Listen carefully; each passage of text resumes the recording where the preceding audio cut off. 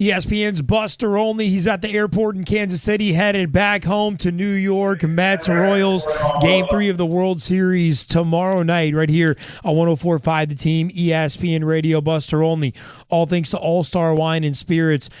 Buster, Jacob deGrom last night. Tired, or is Kansas City that good? I think it's both. His fastball velocity is definitely not where it was at the beginning of the playoffs against the Dodgers. And I give credit to Terry Collins because when he was asked about that in the press conference, he said, look, I'm not going to make excuses, but at the same time, he didn't rule out the fact that this is someone who's thrown more innings than he has at any point in his lifetime. His stuff wasn't crisp, but I also think the Royals are just ridiculously good. Even with a diminished fastball, he's thrown 95 miles per hour, and I'm sure you guys saw the numbers from the game last night. 94 pitches. Among those, 23 foul balls and 3 missed swings. The Kansas City Royals swung and missed one time at his first 81 pitches. Those numbers are impossible, and it speaks a lot to how good the Royals are putting the ball in play. After the game, I talked to Johnny Gomes, who, of course, was part of that great Red Sox team in 2013, and I asked him, have you ever seen a team that makes contact better than this one? And before I get the last word out of my mouth, he goes, no, that's a quick no. Nope, mental Rolodex, no. But Buster, what's the most impactful play of this World Series so far? Alex Gordon's home run. I mean, guys, think about it. Jeurys Familia hadn't allowed a home run to the previous 50 hitters, and he'd been completely dominant in the postseason. Going into that appearance, he had faced 33 hitters in the postseason. He got 17 ground balls and allowed just 2 hits. I had guys in the Cubs and the Dodgers basically saying to me that, look, his sinker is so good that even if you hit it, you can't do anything with it because you can't drive it. And, give credit to Alex Gordon, where, he saw a quick pitch to the hitter before him, Salvi Perez, and he put a mental note in, look, you got to be ready. And so Jeurys Familia tried to quick pitch him, and we could probably have a discussion about second guessing whether or not that's the right thing to do when you have that great of a stuff. But either way, he throws a flat pitch, and Alex Gordon took advantage of it. 439 feet, didn't just hit it out, just hit it to the deepest part of the park. ESPN's Buster Olney, thanks to All-Star Wine and Spirits. The Mets are not hitting, to say the least. What gives? Well, I do think, and Terry Collins isn't going to say that flat out that Daniel Murphy carried them through the first 2 rounds, but he did mention in the interview room, he paused and he said, it really tells you how important Daniel Murphy was. The first 2 rounds, they got a historic performance out of Murphy. The Royals clearly are intent on taking that away by pounding him inside with fastballs and not giving him a chance to extend his arms. And all of a sudden you look around at the rest of the lineup, and it hasn't been that good. But I don't think it was really that great in the first 2 rounds. I think besides Granderson and Murphy, it was okay.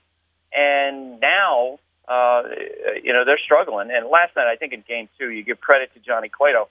We spent so much time talking the last 2.5, 3 months on why is Johnny Cueto struggling, what's going on with him. And, that's all taking place in the American League. What the Mets saw last night was the National League version of Johnny Cueto, exactly what they'd seen at him when he was still pitching with the Cincinnati Reds. Buster, the series goes to the National League. What difference will it make not having a DH in the lineup? Huge, I think. I think it's potentially a huge impact because Kenny Morales is the number 1 run producer on the Royals, and now you take him out of the lineup, and they don't have as much depth.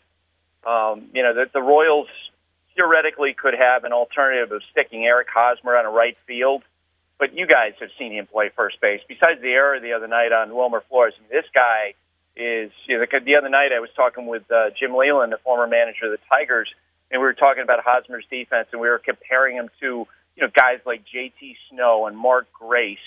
I've heard comparisons to Keith Hernandez. It's very difficult in a National League game, in a National League city, to take a defender like that off the field. And on top of that, Hosmer's only played 3 innings in the outfield in the last 2 years. So the Royals are going to go with Hosmer at first base, and they'll have a great pinch hitter off the bench in Kenny Morales.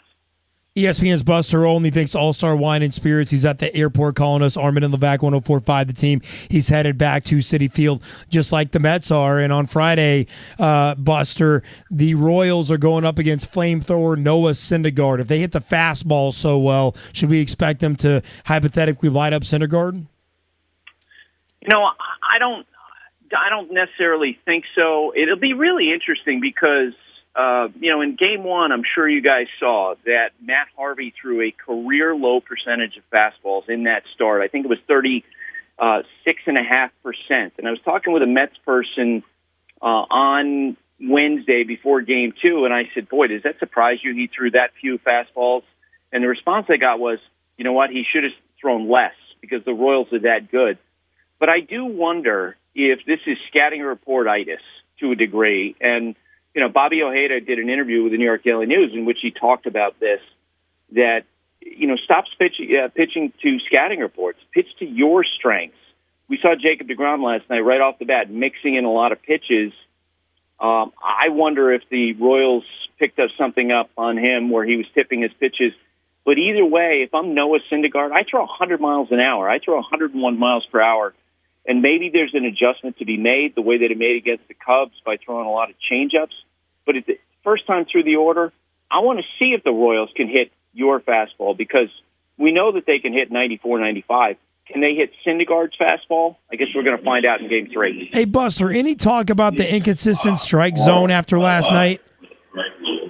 I didn't hear any. Actually, on my flight, I'm in Detroit making a connection, and there were actually some of the umpires were on my flight going back. And, there was so much talk in the first two rounds about the strike zone. I haven't heard as much. Now, one thing to keep in mind is that, the Fox broadcast is different than, our broadcast, different than the TBS broadcast. They're not presenting you, consistent strike zone information.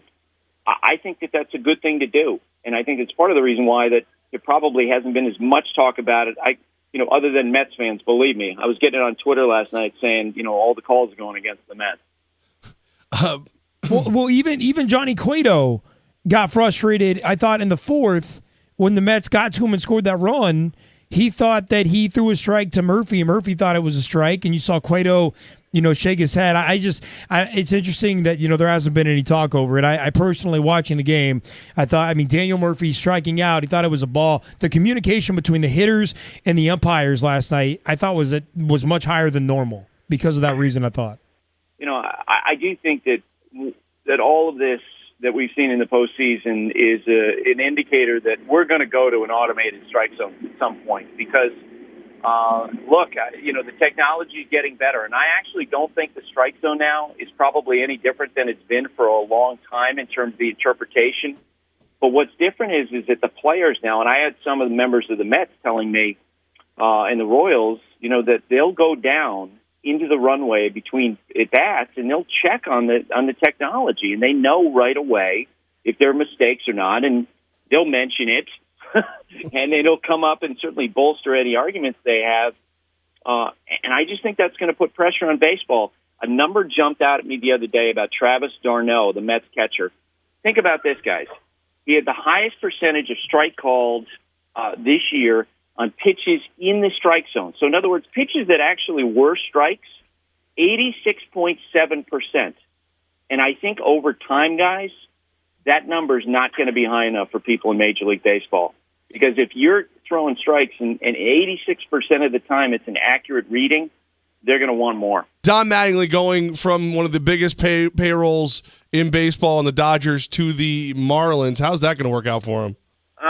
Boy. Well, I think that the one thing he's going to have probably with the Marlins versus at the Dodgers is that he's going to be wanted. There were people in the Dodgers organization who wanted him out, that thought that he was lacking in in-game management skill.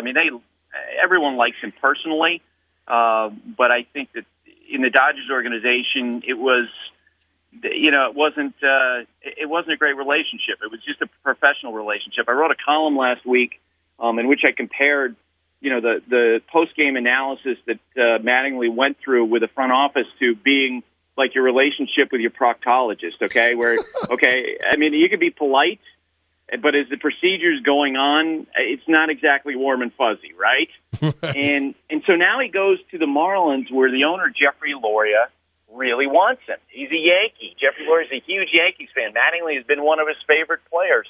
So, yes, he takes a step down in payroll. Yes, there's some step down in talent, although he's got D. Gordon, he's got Giancarlo Stanton. But at least he goes there knowing that he has the favor of the people he answers to.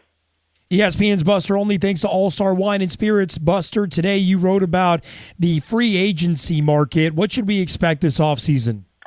Perhaps a slow developing market for the guys who aren't the absolute elite of the elite. You know, Zach Greinke's going to get paid, and David Price is going to get paid. But it's amazing. In recent years, when we've gone into free agency, general managers will complain about how there are not very many good players available. Well, now there are. There are a ton of players that are going to be available. But here's the thing.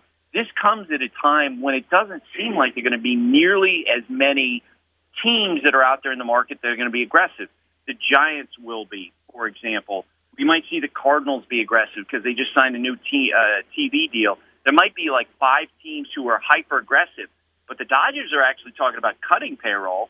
The Yankees, as we talked about in recent weeks, probably are not going to make big moves this winter because they still have some bad contracts to ride out. And so the question is, are there going to be enough people to pay all of these elite free agents? And, you know, I had an evaluator say to me the other day, I know a lot of guys are going to want to get paid 9-figure salaries, but his question is, who's going to pay them? And what that could mean is that, you know, teams that wait to sign players into January, February, they might wind up with some pretty good bargains. Buster Olney, thanks to All-Star Wine and Spirits. Buster, next week we'll do it one more time, hopefully talking about a Mets World Series championship, although it looks really tough to envision that at this point. Have a safe flight back to New York, man, and enjoy the World Series games at home. Thanks, guys. Good to talk with you.